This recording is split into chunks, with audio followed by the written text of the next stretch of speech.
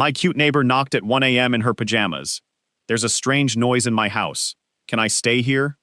My doorbell rang at 1:04 in the morning, and the first thought in my head, the genuinely stupid first thought, was that someone had died. Nobody knocks on a door at that hour for a good reason. I rolled out of bed, grabbed the baseball bat I keep behind the nightstand for emergencies I have never once used it for, and looked through the peephole expecting a stranger, a drunk, a problem. Instead, I found Marin Cole standing in the hallway in pink pajama shorts, an oversized hoodie, and one sock, holding her phone like it was a weapon and a lifeline at the same time. I'm Jonah Reed, 30, a software engineer in Austin who works from home, which means my biggest social interaction most days was nodding at the mailman. Marin lived 2 doors down. She was 27, ran a small online vintage clothing shop out of her apartment, and had a laugh you could hear through drywall when she was on a call with her sister. We'd been neighbors for a year. We waved. We borrowed sugar exactly once. That was the entire relationship, polite and harmless, and apparently about to change in the next 60 seconds. I opened the door. "Marenin, there's a noise in my house," she said, fast, like the sentence had been building pressure behind her teeth. A scratching, banging noise, behind the wall, by my bed.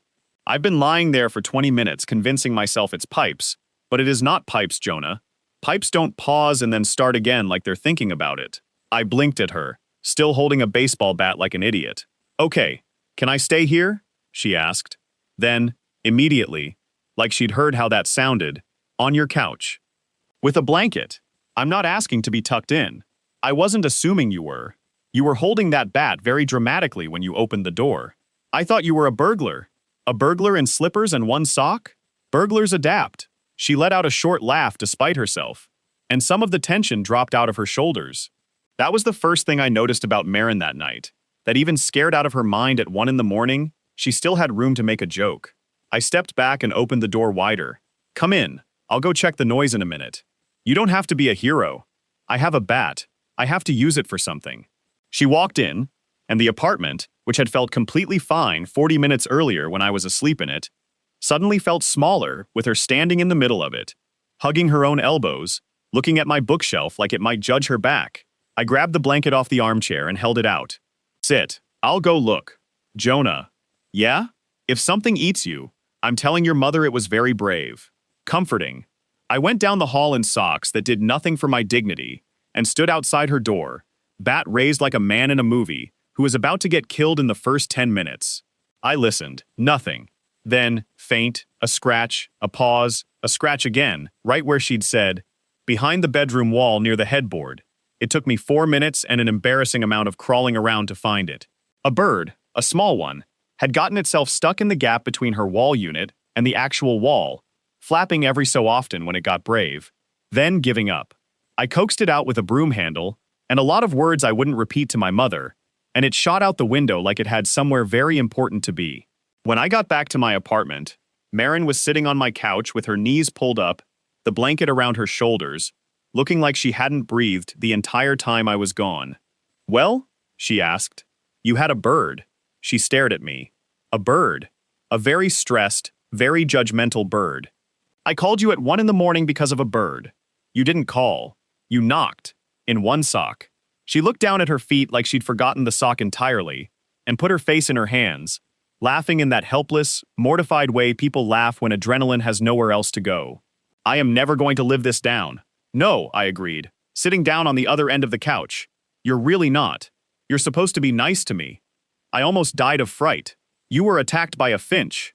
"I don't know what kind of bird it was, Jonah. I was hiding under my comforter strategizing." I laughed, and she peeked at me over the edge of the blanket, eyes bright even at this hour, hair messy in a way that looked entirely unfair for 1 in the morning. "Thank you," she said, quieter now, "for not laughing at me to my face. I would never. I'm laughing at you internally. It's very respectful. That's worse. It's efficient." She tugged the blanket tighter and looked around my apartment properly for the first time, taking in the half-built bookshelf, the mug collection that suggested someone who drank more coffee than was strictly medically advisable. "You really do live like a man raised by a coffee machine." "It raised me well." "It's doing a mediocre job. Your throw pillows are crooked." "They're decorative. They're decoratively crooked." I should have walked her back to her own apartment right then.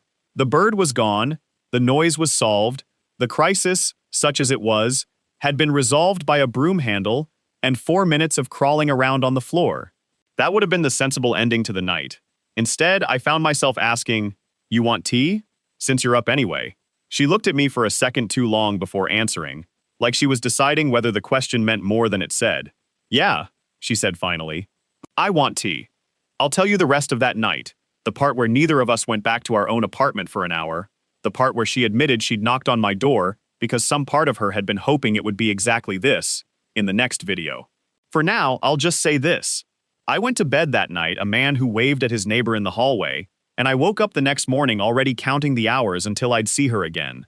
What would you have done if your neighbor knocked on your door at 1 a.m. in her pajamas, saying there's a noise in her house? Have you ever had a night turn into something you didn't expect? Tell me your story in the comments.